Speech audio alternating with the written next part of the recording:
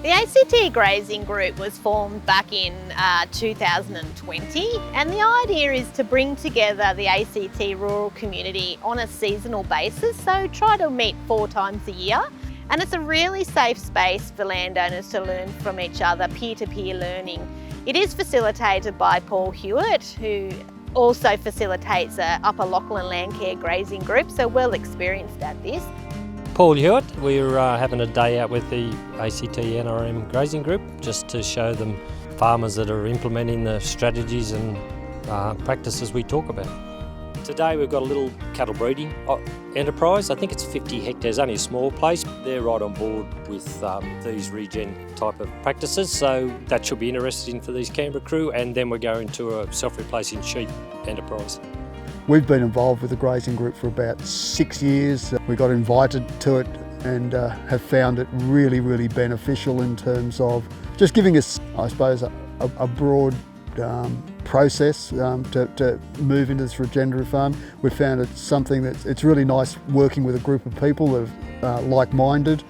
Maggie and I have embraced it very significantly, and it's probably been a driving force on how we're now farming. And you know, we're not flogging it anymore. We're sort of managing sort of triple bottom line economically. We're getting good outcomes out of it.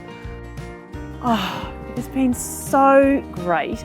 So we went off and did this course, came back with all this information, ideas and enthusiasm. Straight away we found the grazing group and it was like, here are the people thinking similar things, trying different things.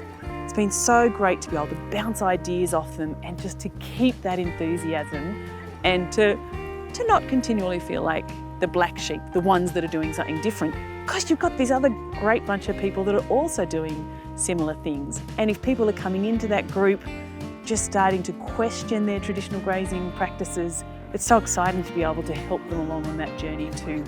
For ACT NRM, we see it's really important to provide the opportunities and experience for our ACT landowners to see that resilience in farming is very important. Resilience of the landscape and the resilience of the health and well-being of our farmers as well.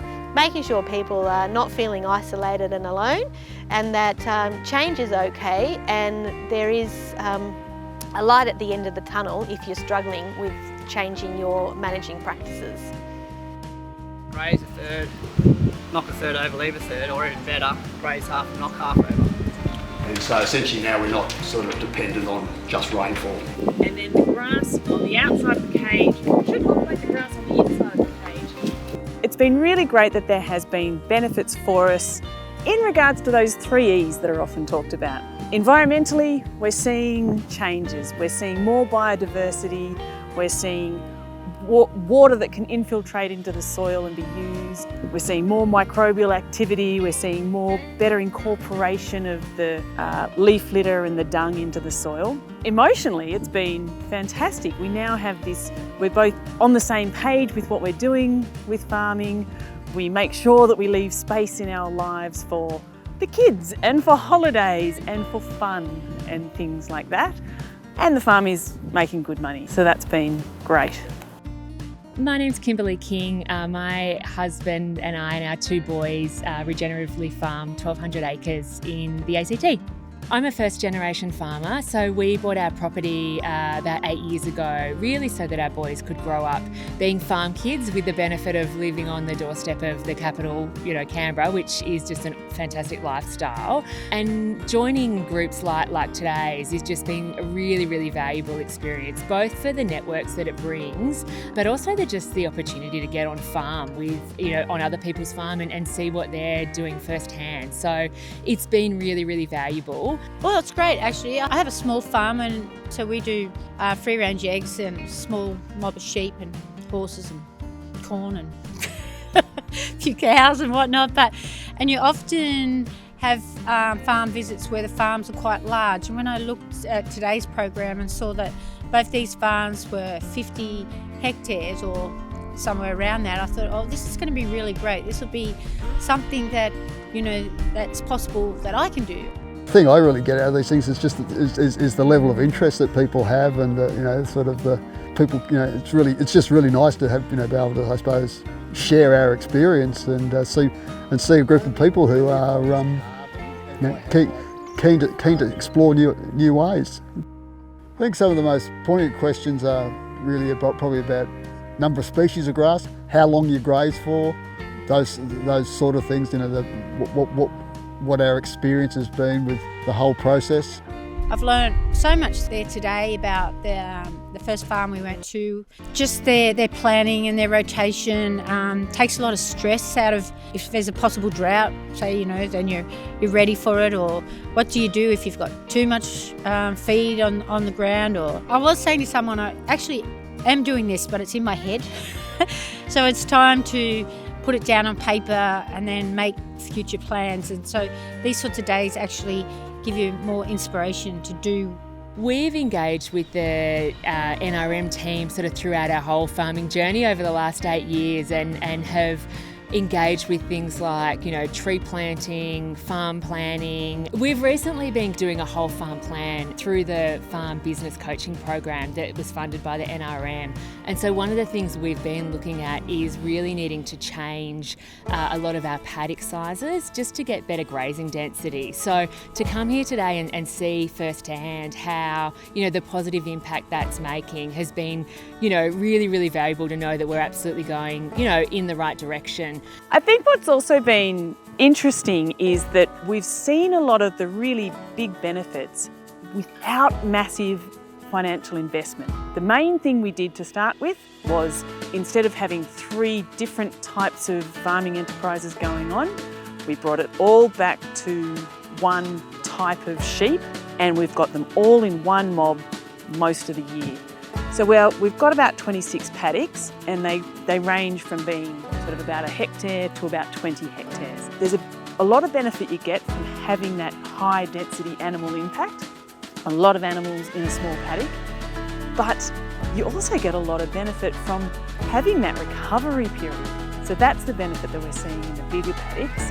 It's getting the recovery, even though it's not getting the animal impact. So you don't have to invest a lot to be getting really good changes quite quickly.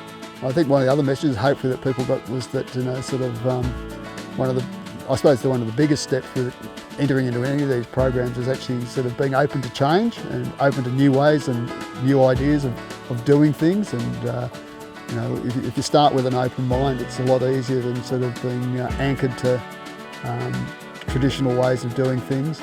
So hopefully people sort of take away that it's a worthwhile process, and the outcomes are very rewarding. Emotionally, we're very happy with how it's going, and our property's in better condition now because of it. Watching the grazing group grow from a small number, I feel Paul and I are starting to hit the mark on what is wanted within our grazing group. Today's bus tour to Crookwell was an opportunity to share knowledge and experience with farmers from the ACT and region on resilient farming. This event was part of the ACT NRM's Resilient Farming Supporting Adaptation to Climate and Market Variability project, which is funded by the Australian Government.